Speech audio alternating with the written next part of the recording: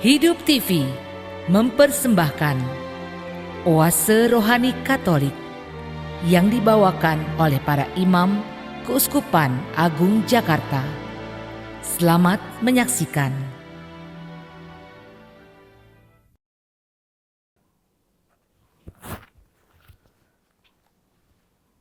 Halo sahabat Oase Rohani Katolik yang terkasih dimanapun Anda berada. Semoga saudari dan saudara terkasih senantiasa dilimpahi kesehatan dan senantiasa memiliki harapan dalam Tuhan. Saya Romo Yudo ingin menemani perjalanan dari sahabat Oase Rohani Katolik pada hari ini tanggal 15 Maret 2021. Saudari dan saudara terkasih, minggu kemarin kita merayakan Minggu Sukacita, Minggu Laetare, yang dimana di dalam minggu itu kita ditunjukkan bahwa dalam masa-masa sulit sekalipun kita perlu untuk terus berpengharapan. Dan pada hari ini, pada hari Senin ini, Sabda Tuhan yang akan kita dengarkan mengajak kita untuk berjalan dengan penuh harapan di tengah situasi sulit yang melanda. Pesan yang sama juga disampaikan oleh Paus Fransiskus beberapa hari kemarin ketika beliau mengadakan perjalanan apostolik di sebuah negara yang memiliki sejarah peradaban cukup dalam kitab suci di negara Irak. Beliau berkata, seperti Abraham, berjalanlah dengan harapan dan jangan pernah berhenti memandangi bintang-bintang. Gema yang sama juga akan kita temukan di dalam bacaan-bacaan hari ini. Sahabat Oase Rohani Katolik yang terkasih, mari kita awali renungan kita dengan doa pembuka. Mari kita siapkan hati kita. Dalam nama Bapa dan Putra dan Roh Kudus. Amin. Bapa yang Maha Murah, syukur atas berkat-Mu yang melimpah, yang menghidupkan kami dalam cinta kasih dan berkobar dalam perbuatan iman. Penuhilah kami dengan Roh Kudus-Mu, agar kami senantiasa bersukacita karena perbuatan tangan-Mu. Liputilah kami dengan damai dan sukacita, demi Yesus Kristus Putra-Mu, yang hidup bersama dengan Engkau, dalam persatuan dengan Roh Kudus, kini dan sepanjang masa. Amin. Saudari dan saudara terkasih, mari kita dengarkan Sabda Tuhan. Bacaan pertama, pembacaan dari kitab Yesaya. Beginilah firman Allah. Aku menciptakan langit yang baru dan bumi yang baru. Hal-hal yang dahulu tidak akan diingat lagi dan tidak akan timbul lagi di dalam hati. Bergiranglah dan bersorak-sorailah untuk selama-lamanya atas apa yang kuciptakan. Sebab sesungguhnya aku menciptakan Yerusalem penuh sorak-sorai dan penduduknya penuh kegirangan. Aku akan bersorak-sorai karena Yerusalem dan bergirang karena umatku. Di dalamnya tidak akan kedengaran lagi bunyi tangisan dan bunyi erang pun tidak. Di situ tidak akan ada lagi bayi yang hidup beberapa hari atau orang tua yang tidak mencapai umur suntuk. Sebab siapa yang mati pada umur 100 tahun masih akan dianggap muda, dan siapa yang tidak mencapai umur 100 tahun akan dianggap kena kutuk. Mereka akan mendirikan rumah-rumah dan mendiaminya juga. Mereka akan menanami kebun-kebun anggur dan memakan buahnya juga. Demikianlah sabda Tuhan. Syukur kepada Allah. Mazmur tanggapan. Aku akan memuji Engkau ya Tuhan, sebab Engkau telah menarik aku ke atas. Aku akan memuji Engkau ya Tuhan, sebab Engkau telah menarik aku ke atas. Aku akan memuji Engkau ya Tuhan, sebab Engkau telah menarik aku ke atas, dan tidak membiarkan musuh-musuhku bersukacita atas diriku. Tuhan, Engkau mengangkat aku dari dunia orang mati. Engkau menghidupkan aku di antara mereka yang turun ke liang kubur. Aku akan memuji Engkau ya Tuhan, sebab Engkau telah menarik aku ke atas. Nyanyikanlah mazmur bagi Tuhan, hai orang-orang yang dikasihi oleh-Nya, dan persembahkanlah syukur kepada nama-Nya yang kudus. Sebab sesaat saja Ia murka, tetapi seumur hidup Ia murah hati. Sepanjang malam ada tangisan menjelang pagi, terdengar sorak-sorai. Aku akan memuji Engkau ya Tuhan, sebab Engkau telah menarik aku ke atas. Dengarkanlah Tuhan, dan kasihanilah aku. Tuhan, jadilah penolongku. Aku yang meratap telah Kau ubah menjadi orang yang menari-nari. Tuhan Allahku, untuk selama-lamanya aku mau menyanyikan syukur bagi-Mu. Aku akan memuji Engkau ya Tuhan, sebab Engkau telah menarik aku ke atas.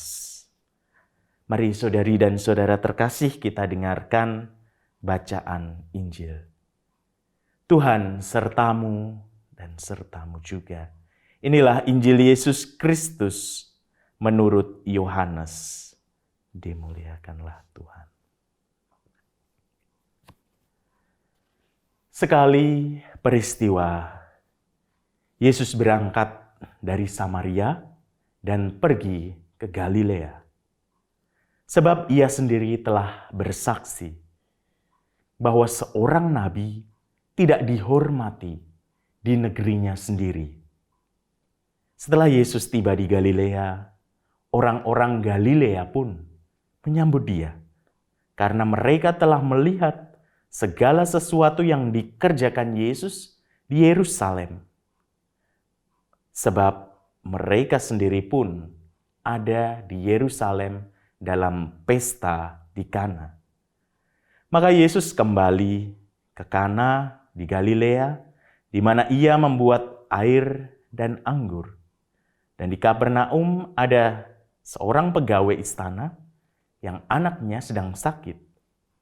Ketika pegawai itu mendengar bahwa Yesus telah datang dari Yudea ke Galilea, pergilah ia kepadanya, lalu meminta Yesus datang dan menyembuhkan anaknya, sebab anaknya itu hampir mati. Maka kata Yesus kepadanya, "Jika kamu tidak melihat tanda dan mukjizat, kamu tidak percaya." Pegawai istana itu berkata kepadanya, "Tuhan, datanglah sebelum anakku mati." Kata Yesus kepadanya, "Pergilah, anakmu hidup." Orang itu percaya akan perkataan yang dikatakan Yesus kepadanya, lalu pergi. Ketika ia masih di tengah jalan, hamba-hambanya telah datang kepadanya dengan kabar bahwa anaknya hidup. Ia bertanya kepada mereka, "Pukul berapa anakku itu mulai sembuh?" Jawab mereka, "Kemarin siang pukul 1 demamnya hilang." Maka teringatlah ayah itu bahwa pada saat itulah Yesus berkata kepadanya, "Anakmu hidup." Lalu ia pun percaya, ia dan seluruh keluarganya. Dan itulah tanda kedua yang dibuat Yesus ketika ia pulang dari Yudea ke Galilea. Demikianlah Injil Tuhan. Terpujilah Kristus. Saudari dan saudara terkasih, menarik untuk kita lihat apa yang menjadi sebuah pesan yang baru saja kita dengar dari kedua bacaan ini. Saya ingin membagikan renungan saya dalam 2 sesi. Yang pertama lebih untuk melihat mengenai bacaan pertama, dan nantinya kita akan juga melihat bacaan Injil. Pada bacaan pertama dari kitab Nabi Yesaya, ada 3 hal yang menjadi poin yang ingin saya kemukakan di sini. Yang pertama, lebih melihat konteksnya untuk memahami hal yang kedua. Apa yang menjadi isi dari bacaan yang kita dengar. Dan yang ketiga, menarik sebuah pesan untuk kita di masa ini. Terutama bagi kita yang tinggal dalam keberagaman di Indonesia. Yang pertama, terlebih dahulu dari konteks bacaan. Dari beberapa sumber mengenai penelitian teks kitab Nabi Yesaya ini, terutama Yesaya 65 ini, situasi yang dialami adalah situasi umat Israel setelah masa pembuangan dari Babel. Dalam situasi itu ada beberapa kondisi dan tantangan. Babak baru kehidupan Israel sebagai bangsa kembali terbuka setelah mereka mengalami perbudakan dan hidup susah di Babel. Namun tak disangkal bahwa dalam kondisi itu ada beberapa tantangan yang bisa dihadapi.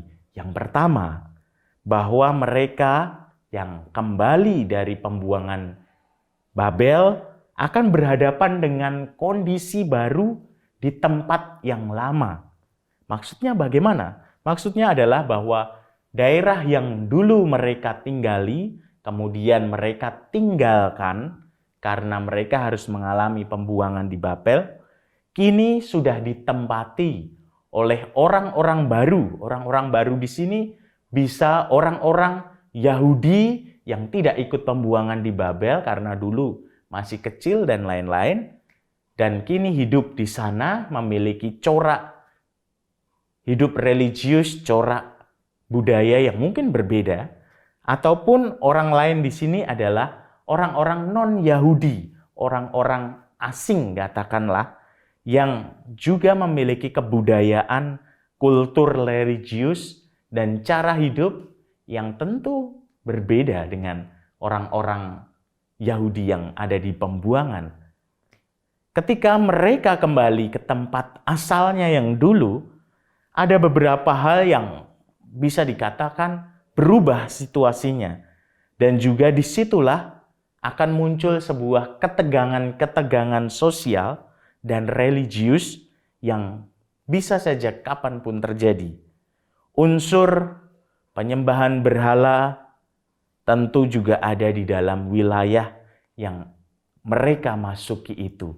Itu tantangan pertama yang kita bisa lihat, kondisi yang kita bisa bayangkan ketika orang dari luar kembali ke daerahnya berhadapan dengan situasi yang berbeda dari zaman mereka dulu. Situasi pertama adalah itu. Situasi yang kedua, mereka harus menemukan cara hidup baru. Menolak apa yang ada di daerah yang akan mereka tinggali kemudian akan mempersulit mereka sendiri.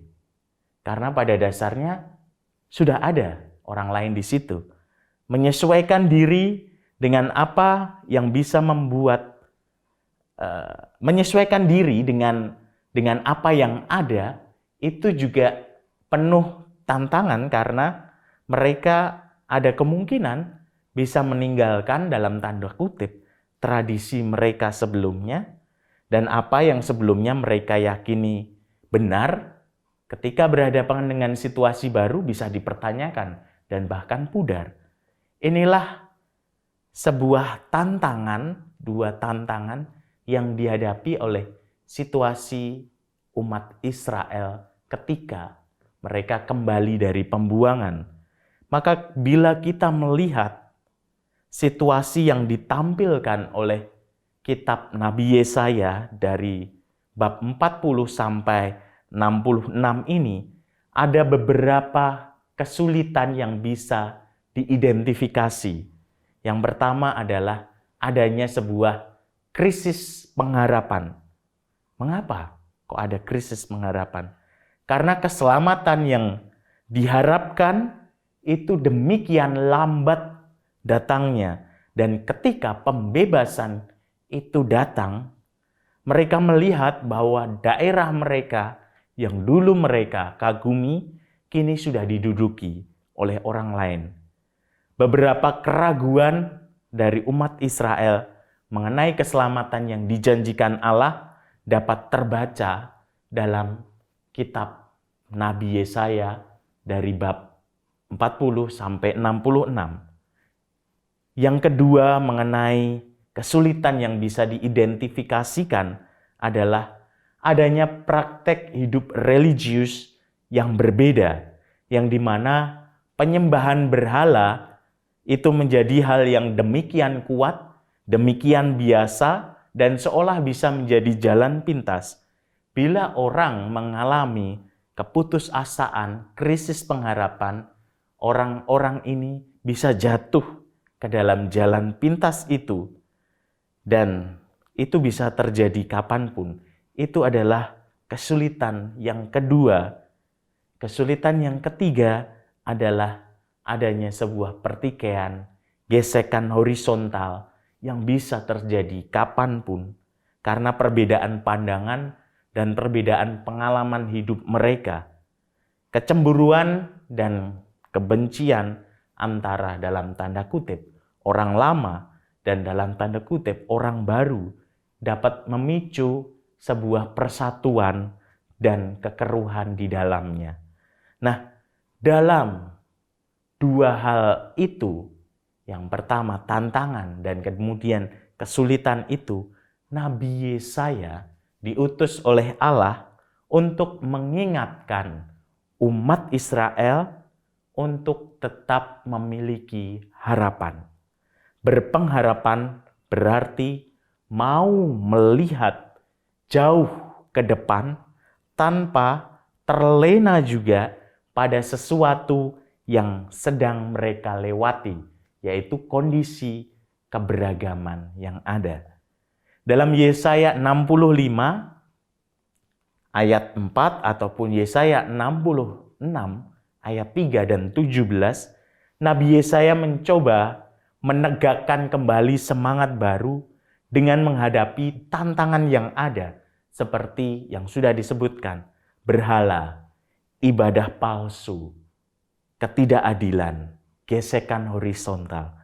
Namun ia juga memberikan sebuah perspektif cara pandang baru yang lebih terbuka, yakni bahwa umat Israel perlu menerima realita yang ada di depan mereka, bahwa mereka hidup bersama dengan orang lain yang berbeda keyakinan, yang berbeda budayanya, berbeda cara pandangnya, dan dalam konteks itu umat Israel perlu saling membantu untuk mewujudkan sebuah tatanan baru dengan kemajemukan yang ada.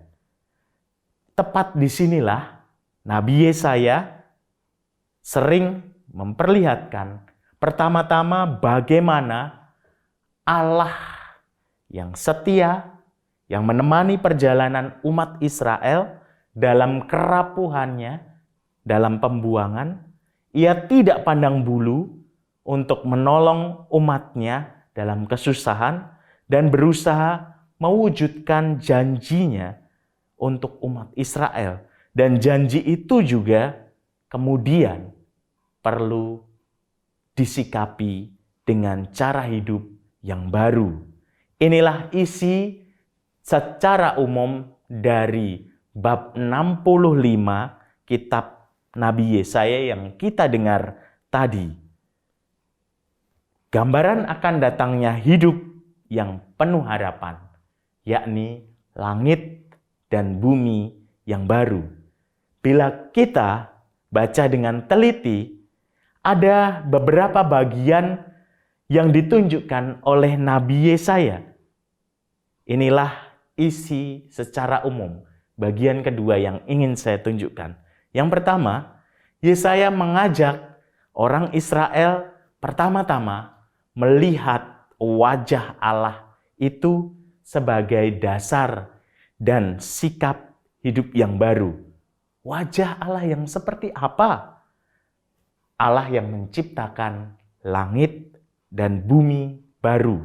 Ini terangkum atau tertulis dalam Yesaya 65 ayat 17 dan Yesaya 66 ayat 22. Artinya apa? Allah yang menciptakan langit dan bumi yang baru. Artinya adalah Allah yang tidak tinggal diam. Allah yang terus berkarya. Allah yang terus memelihara apa yang ada dan menciptakan terus-menerus apa yang belum ada, serta mengajak orang-orang berperan dalam karya penciptaannya yang terus-menerus itu. Dalam ayat 16 disebutkan bahwa Allah memanggil bangsa-bangsa dan membekali umatnya dengan kasih yang amat setia. Hanya Dialah Bapa sejati yang sangat memperhatikan bagaikan ibu. Ia mampu mengampuni dan melupakan kesalahan, dan untuk menyelamatkan, Ia menebus, menghibur, menyatakan kemuliaannya dalam kebersamaan. Wajah Allah yang setia dan membuat baru inilah yang kemudian dijadikan tatapan, dijadikan sebuah horizon untuk kondisi yang baru. Maka poin yang kedua isi secara umumnya adalah wajah Allah inilah yang menjadi tatapan bagi terwujudnya sikap yang baru. Bila melihat wajah Allah dalam poin yang pertama, Allah yang setia, yang selalu menciptakan hal yang baru, masakan orang harus bersikap sombong pada kondisinya atau menolak realita yang adalah baru yang diciptakan Allah? Maka di sini Yesaya ingin mengarahkan umat Israel untuk dapat bersyukur pada apa yang memang diciptakan dan ada, termasuk keragaman yang akan mereka hadapi sebagai sebuah realitas baru di situ. Dengan kata lain, Yesaya mengarahkan, meleburlah tetapi jangan hanyut. Atau di dalam tadi teks yang kita baca, bergiranglah dan bersorak-sorailah untuk apa yang telah kuciptakan. Sebab sesungguhnya aku menciptakan Yerusalem penuh sorak-sorai dan penduduknya penuh kegirangan. Disinilah Yesaya mengundang umat Israel dari pembuangan di Babel untuk menciptakan tatanan baru. Dengan apa? Dengan memahami tanggung jawab bersama serta membawa harapan bagi yang lain. Keselamatan, cara hidup baru bukan lagi soal kelompoknya siapa, tetapi berdasarkan sikap untuk menanggapi panggilan Allah yang memanggil untuk menjadi partnernya dalam memelihara apa yang sudah ada dalam ciptaannya.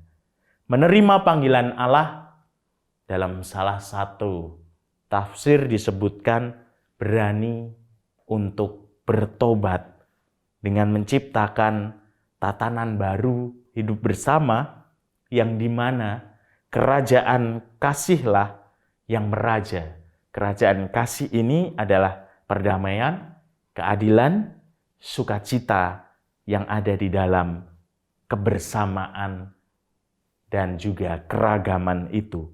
Inilah langit baru dan bumi baru yang menjadi janji Tuhan dan baru akan terwujud bila ada sebuah kesadaran bersama, bukan egoisme sempit ataupun fanatisme kerdil dari setiap kelompok yang ada.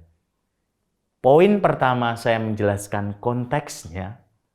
Poin yang kedua adalah isinya yang mengarah kepada penghargaan akan keberagaman dan menciptakan tatanan bersama dengan tanggung jawab bersama. Nah, dari dua poin itu, apa yang menjadi pesan sebenarnya bagi kita untuk sekarang? Pesan yang dapat kita ambil adalah menerima keragaman sebagai bagian yang tak terpisahkan dari terciptanya langit baru dan bumi baru. Tentu menerima keragaman ini perlu untuk membuka wawasan akan kekayaan, akan keunikan dari masing-masing. Mau melebur tetapi tidak hanyut. Dapat menghargai keragaman namun tetap memperkaya identitas. Dan di Indonesia kita memiliki kesempatan untuk memperluas wawasan ini. Yang kedua adalah pesannya kita memupuk tanggung jawab bersama dalam tatanan hidup yang baru dengan sikap terbuka, bukan sebuah fanatisme sempit. Fanatisme sempit adalah bentuk kekerdilan yang hanya akan menghancurkan. Memupuk tanggung jawab bersama ini juga yang sangat familiar dari concern perhatian dari Paus Fransiskus dalam dokumen-dokumennya. Contohnya saja dokumen Laudato Si, dokumen juga Abu Dhabi, Human Fraternity, dan juga dokumen Fratelli Tutti yang dimana itu juga dibarengi dengan aksi nyata dari Paus Fransiskus untuk berani terjun, berani untuk mendatangi wilayah-wilayah yang berkonflik untuk mengadakan sebuah rekonsiliasi, membuka wawasan, terbuka, memupuk tanggung jawab bersama ini dapat terwujud bila ada pemahaman bahwa kita semua adalah satu saudara di mata Tuhan yang tinggal di rumah bersama. Itu poin kedua. Dan poin ketiga, caranya bagaimana? Caranya seperti yang ditunjukkan oleh gereja sejak Konsili Vatikan II dan kemudian sangat jelas dalam aksi-aksi Paus Fransiskus. Dialog, rekonsiliasi memiliki peranan penting sebagai cara.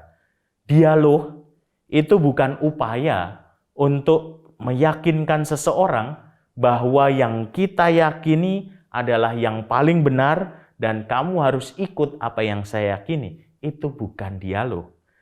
Tetapi dialog adalah upaya bersama untuk memperdalam imannya masing-masing dan memahami tanggung jawab bersama untuk mewujudkan diri sebagai partner kerja Allah. Disitulah kita bisa memahami dan menyadari arah dari apa yang juga ditunjukkan Paus Fransiskus dalam dokumennya dan aksi-aksinya.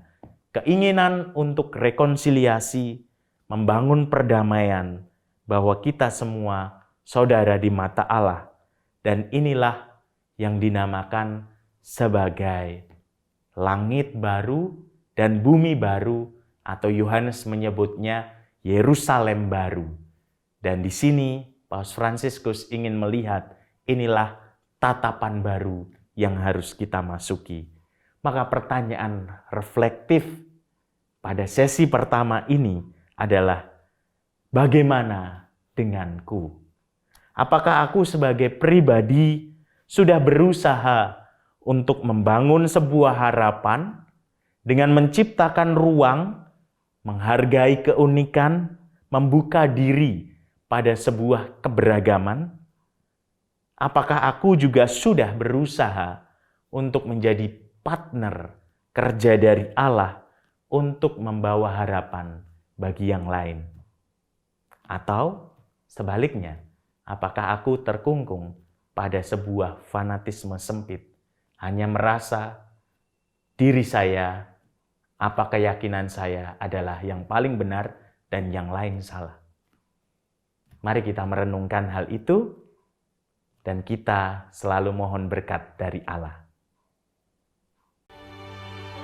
Hidup TV mempersembahkan Oase Rohani Katolik yang dibawakan oleh para imam Keuskupan Agung Jakarta. Selamat menyaksikan. Halo sahabat Oase Rohani Katolik, dimanapun Anda berada, jumpa lagi dengan saya Romo Yudo di dalam sesi kedua Oase Rohani Katolik tanggal 15 Maret 2021. Bila kita lihat tadi dalam sesi pertama, saya mengajak kita semua untuk terus-menerus merenungkan mengenai pengharapan dengan belajar dari apa yang disampaikan oleh Nabi Yesaya, terutama untuk mewujudkan tatanan baru yang lebih baik, terutama memupuk rasa tanggung jawab bersama dengan orang lain yang mungkin berbeda dengan kita, bukan menampilkan sebuah arogansi atas apa yang kita yakini, atau sebuah fanatisme sempit yang harus dipertontonkan, yang malah akan menghancurkan tatanan. Itu poin utama dari apa yang sudah disampaikan dalam sesi yang pertama ini.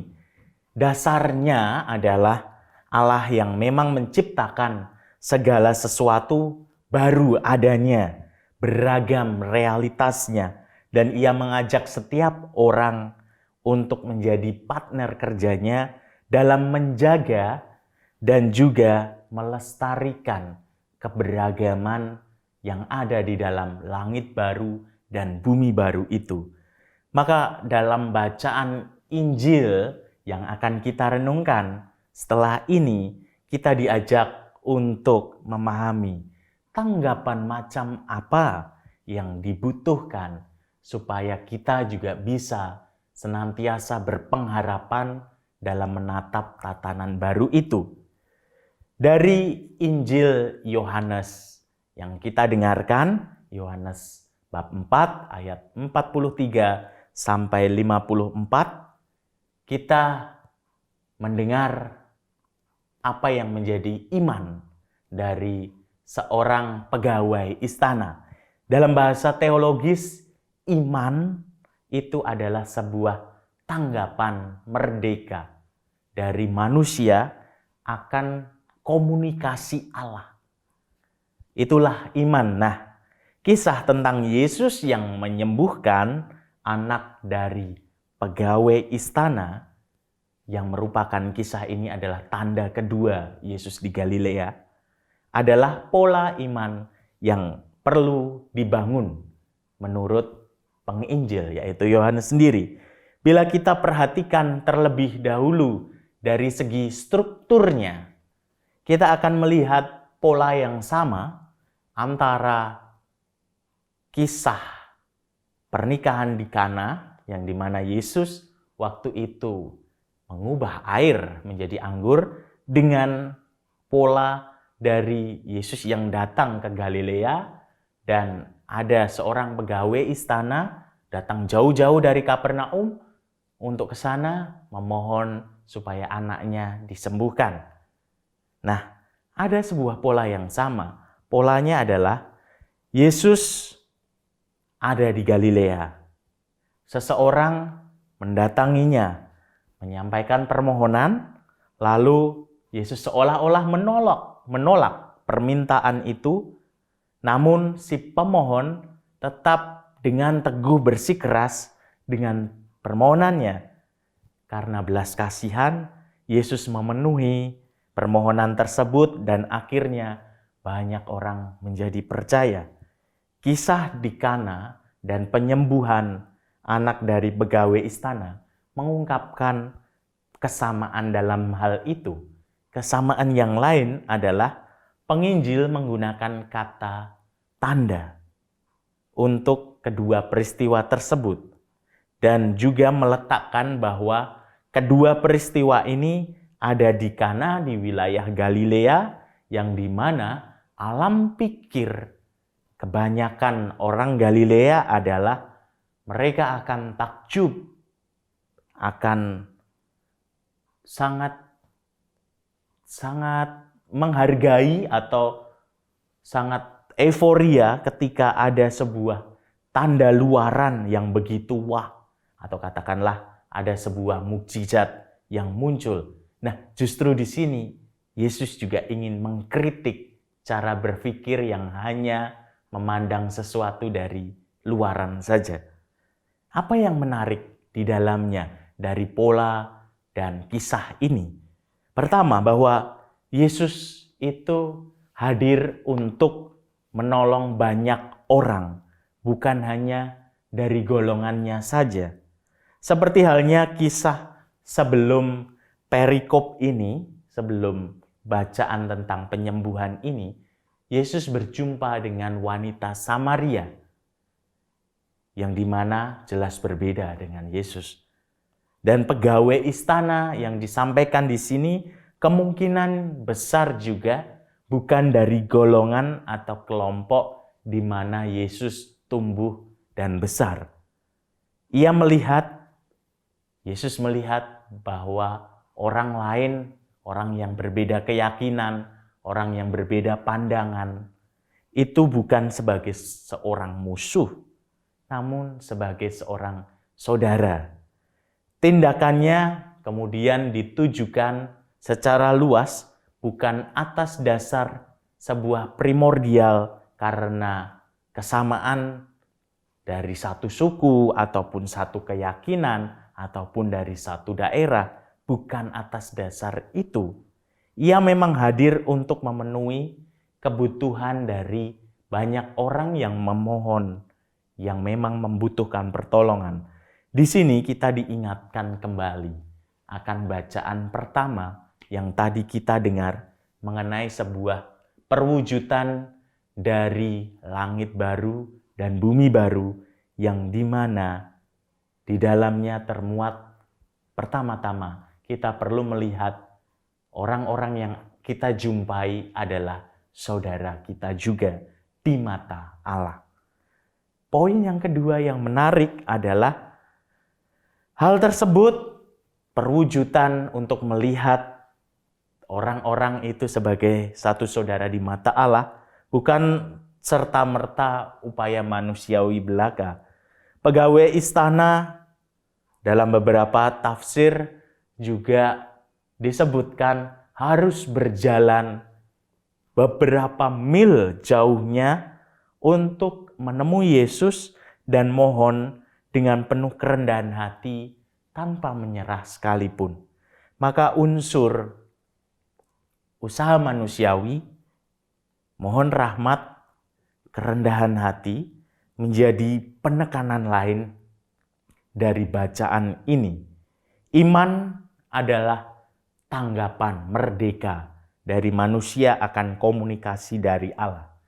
Bila tandanya saja sudah jelas, salah satunya adalah terciptanya tatanan baru dengan keberagaman yang ada, dan disitulah Allah hadir dan menolong. Masa orang yang mengalami kehadirannya harus terus-menerus meminta tanda untuk percaya? Itulah sebenarnya dinamika kedua yang terlihat dari kisah Yesus menyembuhkan anak pegawai istana itu. Jika kamu tidak melihat tanda dan mukjizat, lantasan kamu tidak percaya. Di sini tersirat kritik dari Yesus bagi kebanyakan orang Galilea saat itu dan juga bagi kita yang hanya kagum ketika ada sebuah tanda besar. Lalu karena tanda itu kita akan percaya. Tetapi bila tidak ada tanda besar atau katakanlah mukjizat menjadi tidak percaya, inilah yang ingin dikritik oleh Yesus sendiri. Yesus bermaksud untuk mendorong orang agar melangkah lebih jauh lagi, yaitu memiliki iman yang dasarnya bukan dari tanda-tanda luaran saja atau dari mukjizat saja, tetapi sebuah pengalaman harian sederhana yang terus direfleksikan. Maka poin yang ketiga yang menarik adalah bahwa tanda atau mukjizat itu bisa menimbulkan kekaguman yang memang luar biasa, tetapi dia juga bisa hilang memudar kapanpun. Tetapi pengalaman yang direfleksikan setiap hari itulah yang akan membekas dan memampukan orang kemudian dapat memilih untuk menanggapi tawaran Tuhan atau komunikasi Tuhan atau tidak. Dengan kata lain, pada poin ketiga ini ingin ditunjukkan, kita tidak perlu terus-menerus harus mencari sesuatu yang besar, yang ajaib, yang megah, yang menimbulkan kata wah untuk dapat percaya. Tetapi kita perlu untuk merefleksikan pengalaman-pengalaman kecil yang sederhana dalam hidup harian kita, termasuk pengalaman kerapuhan, karena justru disitulah Allah hadir. Dan bila sahabat Oase Rohani Katolik tertarik untuk membaca salah satu buku, ada buku atau dokumen seruan apostolik dari Paus Fransiskus yang menguraikan mengenai refleksi akan pengalaman sederhana ini dari pengalaman Santo Yusuf. Dokumen tersebut adalah Patris Corde. Di situ ditunjukkan 7 kualitas dari Santo Yusuf yang salah satunya dia adalah pribadi yang mau hidup tersembunyi tetapi menggali kekayaan dari pengalaman-pengalaman sederhananya. Silahkan baca, sangat menarik sekali. Dan saya lanjutkan bahwa salah satu hal yang menarik mengenai tindakan iman yang dapat dipelajari dari pegawai istana adalah upayanya yang tanpa kenal putus asa memohon rahmat dari Tuhan sendiri. Ia tidak berhenti pada sebuah penolakan, tetapi ia dapat memurnikan intensinya, bukan lagi untuk melihat tanda, tetapi untuk berjalan dalam harapan. Inilah kata kunci dari tindakan iman itu sendiri. Iman berhubungan dengan harapan yang ada di depan, tetapi juga kerendahan hati untuk berusaha di masa sekarang. Dua dinamika yang harus terus untuk diselami, seperti halnya yang dikatakan Paus Fransiskus, berjalanlah dengan harapan ke depan, tetapi jangan berhenti untuk melihat bintang yang bersinar terang dan menerangi kita. Ada 2 unsur yang menarik di situ. Harapan di depan, kerendahan hati, usaha sekarang. Lalu apa hubungannya bacaan Injil ini dengan bacaan pertama? Bacaan pertama lebih menunjukkan kepada kita sebuah harapan nyata dari Allah untuk menciptakan langit baru dan bumi baru. Atau dengan kata lain, harapan akan tatanan baru yang dimana damai sejahtera, keadilan itu ada. Dunia tanpa tangis atau rintih duka cita. Tentu ini bukan sekedar gambaran kosong dari Yesaya sendiri, tetapi sebuah nubuat yang dimana oleh Yohanes di dalam kitab Wahyu itu disebutkan inilah Yerusalem baru, yakni kerajaan Allah.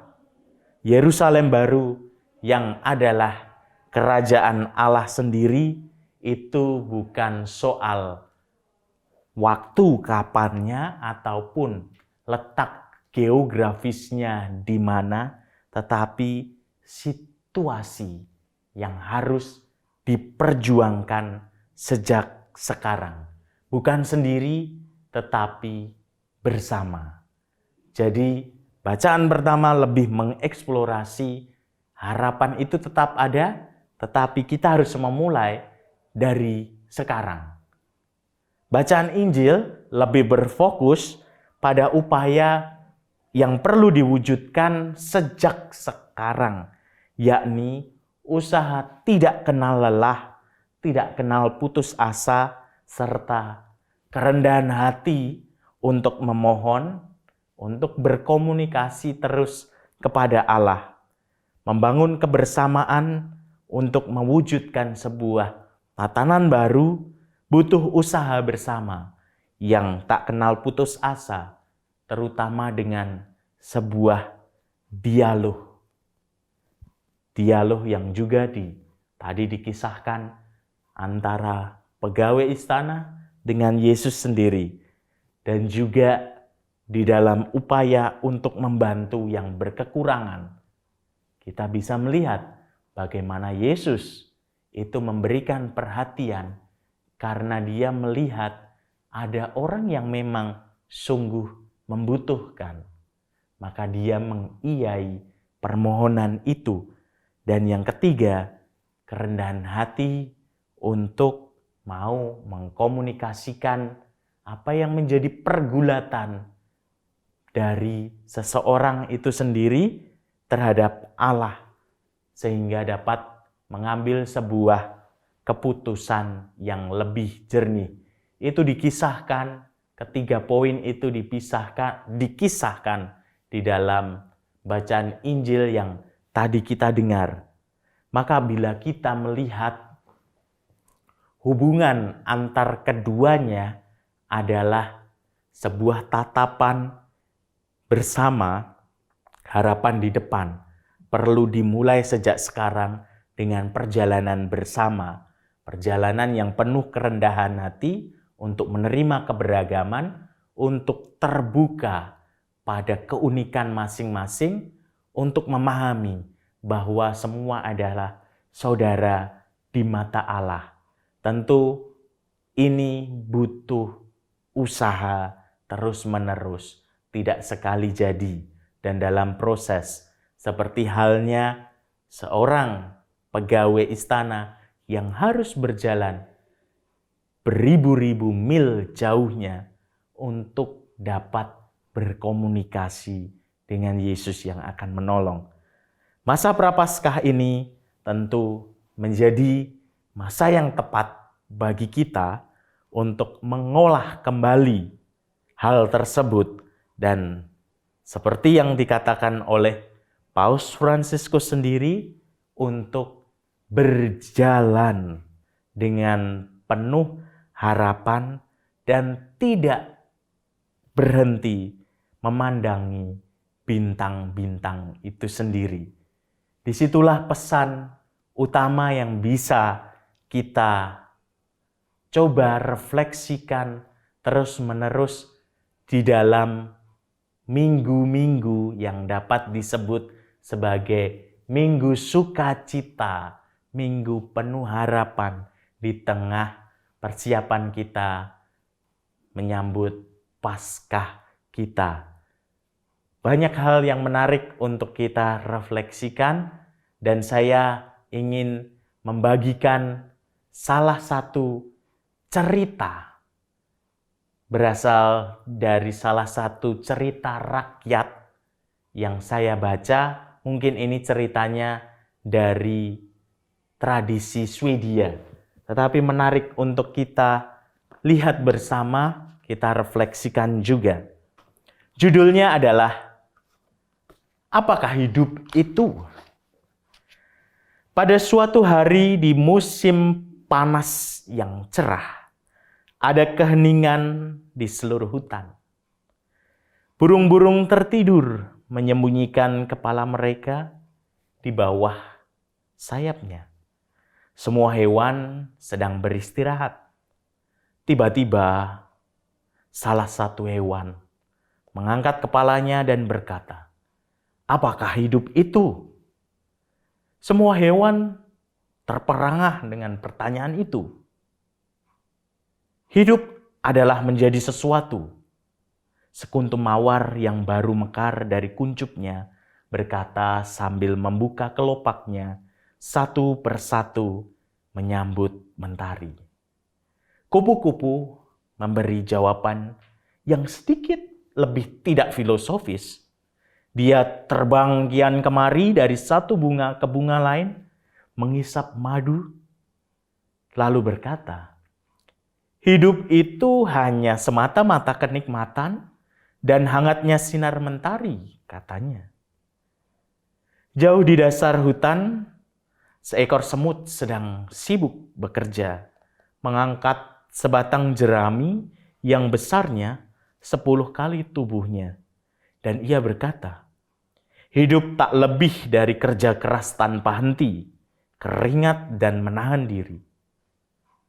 Ada sedikit perbedaan pendapat dan argumentasi mengenai arti dari kehidupan itu. Sementara itu terjadi, hujan turun rintik-rintik. Hujan itu berkata, "Hidup itu hanya air mata dan tak lebih dari air mata." Jauh di angkasa, seekor elang terbang meliuk-liuk di udara. "Hidup," kata si elang, "adalah usaha terus-menerus menuju ke atas." Malam tiba dan ada seorang pria datang mendekat.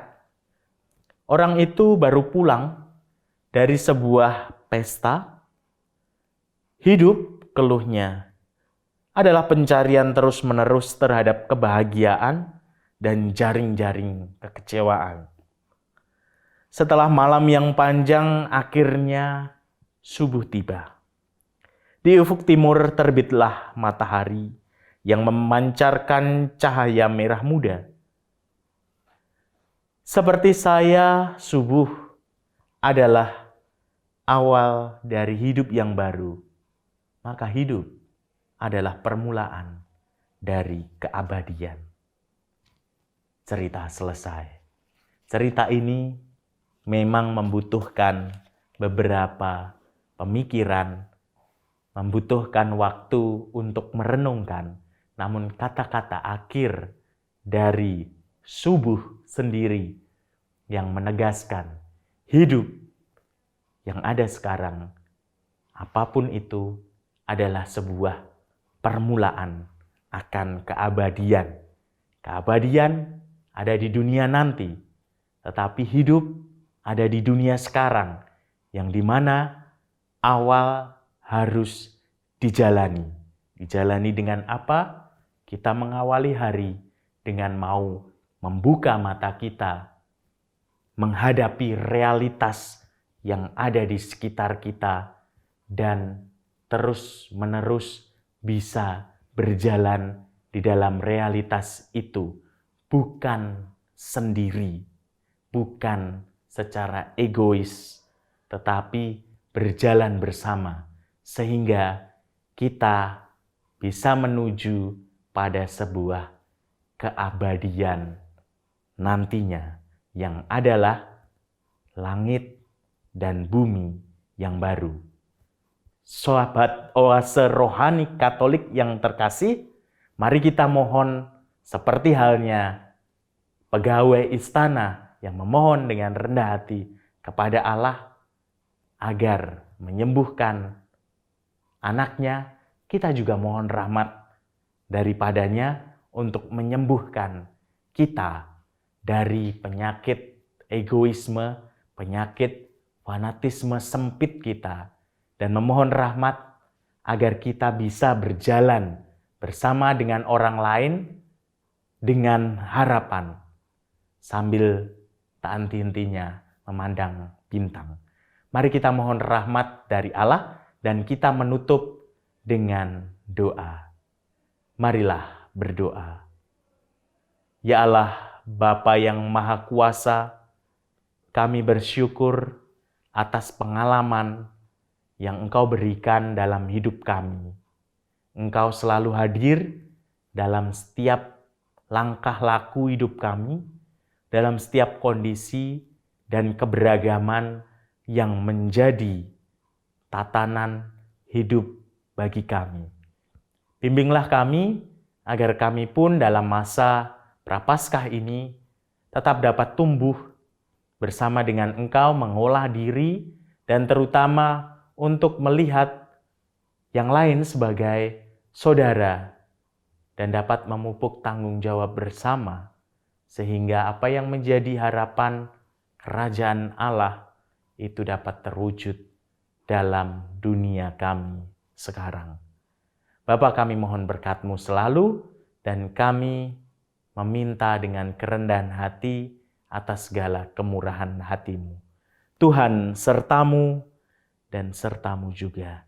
Semoga sahabat Oase Rohani Katolik dimanapun Anda berada, senantiasa dilindungi, dibimbing dan diberkati oleh Allah yang Maha Kuasa, Bapa dan Putra dan Roh Kudus. Amin. Salam sehat selalu, tetap jaga protokol kesehatan, dan senantiasa berpengharapan.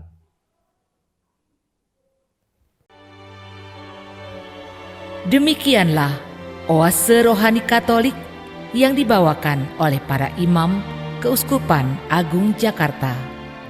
Tuhan memberkati.